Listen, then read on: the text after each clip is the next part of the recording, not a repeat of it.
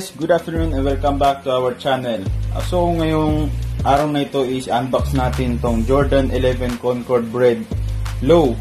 Itong sapatos na ito is available sa amin to before almost 30 pairs. So ngayon nag-iisa na lang, size 9 na lang po siya, nag-iisa.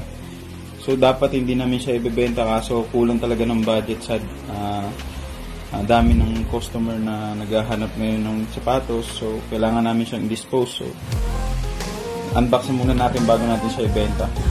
So naibenta natin to siya ng price ng 11,500. Dati last year 11,000. So bumaba yung value kasi nagkaroon ng stock dito sa Pinas. Umabot ata ng 10,000 na lang ulit. So ngayon tumaas na naman kasi wala na naman siyang stock sa other store and sa mga reseller lang na meron na ganito. So unbox natin tong Jordan 11 Concord Bred.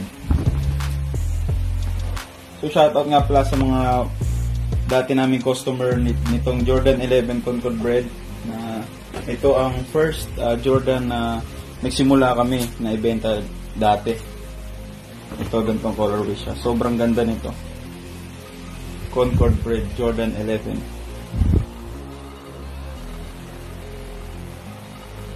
Check natin ng isa. Dalawa sila. Ito natin sa box.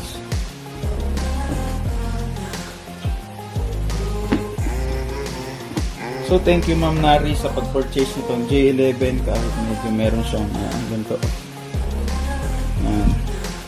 Pero normal naman sa mga Jordans yung may mga issue pero hindi naman siya totally issue. So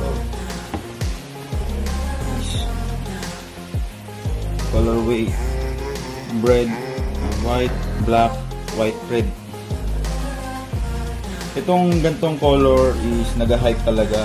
So siguro next maybe 3 to 5 years na naman magkakaroon ulit ng ganito. So pag ito hindi namin binenta, then next year namin nabenta, siguro itong sapatos nito is mag-i-increase yung price. Kaso kailangan lang namin siyang i-benta ngayon kasi kailangan namin ng pera para sa mga orders.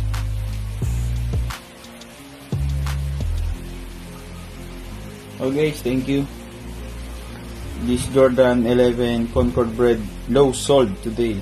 So ready to ship na siya later. So thank you guys. I know you told your friend you're not okay, and tell me what's wrong and why you never said you felt that way. And guess you're trying to stay strong and fake a smile until I look away. But I've known you too long, it hurts to watch your blue eyes fade to gray as you fade away.